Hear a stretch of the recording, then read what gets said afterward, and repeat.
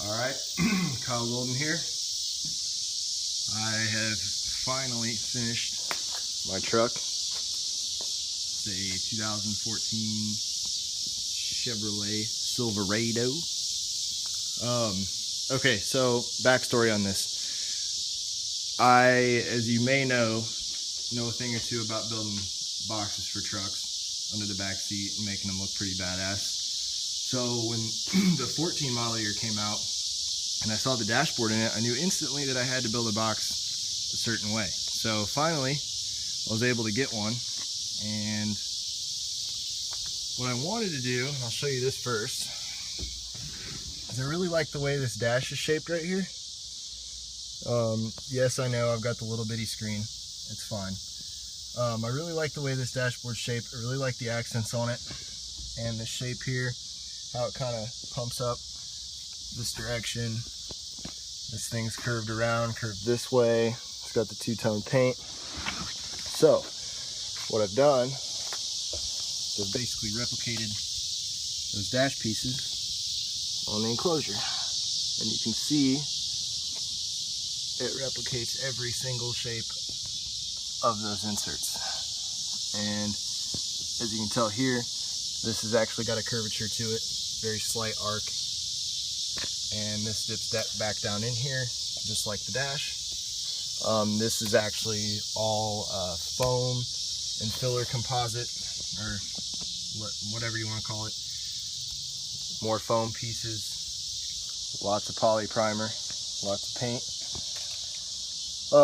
So I had these two pieces that I cut out, designed them with the Mobile Solutions True Arc and the French curves. And then I actually cut them out on the CNC, which allowed me to get a little bit tighter with my tolerances on everything. But I actually purposely left a bigger gap than usual on these pieces because that's how the dashboard is. If you look really closely, nothing is met perfectly yet. And carrying through with the chrome ring theme, I have made a 3/8 of an inch thick, 1/4 inch wide, or slightly larger than 1/4 inch ring around this. It fits nicely in here. And I actually, all of this is pressure fit. This piece is fastened down, the silver piece, but these pieces are pressure fit, so I can pop this out without having to take the whole thing apart to get the woofer out. And I actually used the cloth Testa tape to hold these together, and it makes perfect gaps, slides together perfectly. You don't even have to worry about it. Same with the aluminum ring. Under this aluminum ring, there is a piece of 1/4 inch acrylic, or actually 0.20, sorry, acrylic, with LEDs behind it, and they're actually back here a ways. So this is rabbited out under there. And I actually, because I didn't want this to be really bright, like shining on everything, and I wanted it to mimic the dash lights, which technically these are RGB LEDs. My dash lights are this cyan color, so that's what color they're supposed to be. I wanted it to just be a soft glow like the dash lights. So what I did was, on the edge of that acrylic ring, I took the Testa cloth tape and used that as a way to dim the light down to where it was just a soft glow. And the acrylic ring is fastened to this piece, and this aluminum ring is actually just pressure fit. So the whole thing pops out. You can get to the woofer. These are Illusion Audio C10s, by the way. And here's the center. This piece actually took me quite a while to come up with exactly what I wanted to do. Let me go around to the other side, get a different angle. I kind of wanted to do something like the glove box, which was this sort of shape here. But what I had planned really didn't work out too well. So I did a layup of this and actually cut these two shapes out and did all this by hand. There's no router work on this piece whatsoever. Okay. This is my cat Marvin. He always photobombs.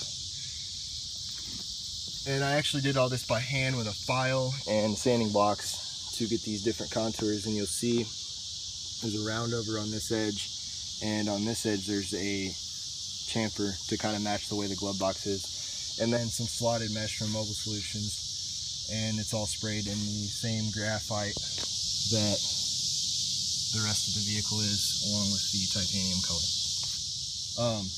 And the Chevy logo actually came off the airbag module of a Chevy Cruze that I found on eBay. The little logo was $50, but it was a very good investment. So yeah, that's the enclosure. It sounds very good. It's all powered off. You probably can see the bottom of one of them. Powered off two Mosconi AS 200.4s and a 6 to 8 DSP. And we'll go back around to the driver's side.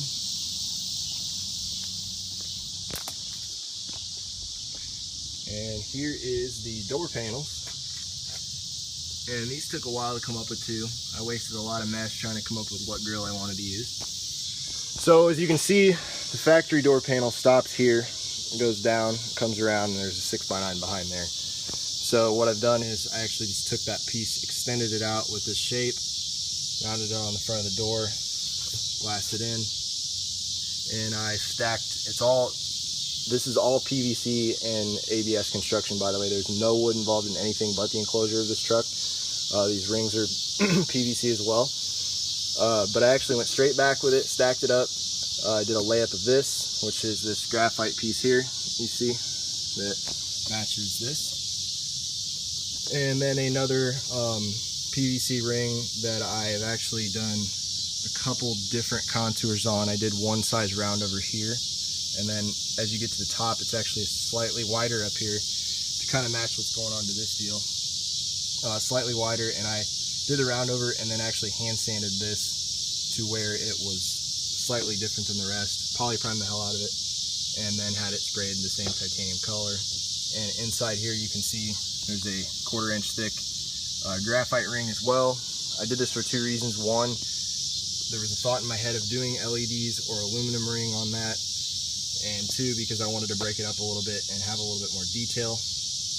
And then it's all finished off with the Mobile Solutions diamond mesh that's just been painted black. And now actually behind that, if you look at the build pictures of it, which I'm sure you've seen, there's PVC pods mounted to the door. So these speakers are not actually mounted to the door panel. You can pop the panel off, the speakers stay put, so there's no weight on the door panel that might cause issues with clips or whatever down the road. For the controller for the 6 to 8 DSP, I've got the mini controller mounted here in the dash where the stock credit card pocket, or I call it a condom tray because it's not big enough for anything else, that was pointless. So I actually just peeled the sticker off the controller, mounted a piece of aluminum in it, did some body work, and there it goes. Now with this, I wanted this to match the dash lights. I'm still working on getting it to dim, but for right now, it's just fine. I actually matched the dash lights. You see back there, it's the same cyan color. I used RGBs on this as well. So really, if you wanted to, you could change it to whatever you wanted. But I really wanted it to match the dash lights, and eventually I'm going to have it to where you can dim it on the stock dimmer. But that's for a later time. And then the A-pillars, which I'm sure you've seen. These are the greatest. They house the Focal Utopia maiden tweeter. This is all foam and PVC construction, as well as these very small 1/4 inch by 3/16 aluminum rings. These are supposed to have the grills on them. As you can see, the bolts that hold the grills in, I do not have, because I bought these separately. They didn't come with the bolts, and I didn't realize that, so we're going to find a different way to stick those on there with magnets so I don't have to be pulling in there with a pick to get them out. But I'm going to finish that up tonight, and it's all actually wrapped in Stinger grill cloth, which surprisingly is a very, very good match. Probably can't see it in the dark.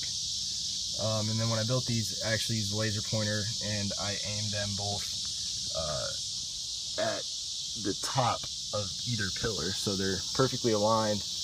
I wanted to do it below the rearview mirror, but I just didn't want to pitch them out that much. So, and then might as well show you under the hood. No, this isn't no Dirty Max. Doesn't have a 6.2 in it. So any YouTube commenters, don't talk any shit. Got all Sky High car audio wiring with a fuse holder, an ABS fuse holder off there, some Stinger fuse holders, because that's fuse holders you carry.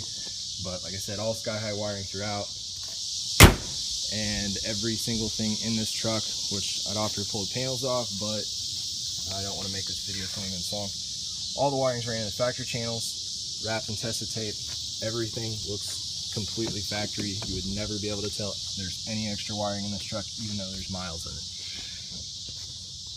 And then you can kind of see the amps under here mounted on a steel bracket that's actually fastened to the cab wall using 4 factory studs that were already there, so I didn't have to drill any holes or anything. And yeah, that's about it.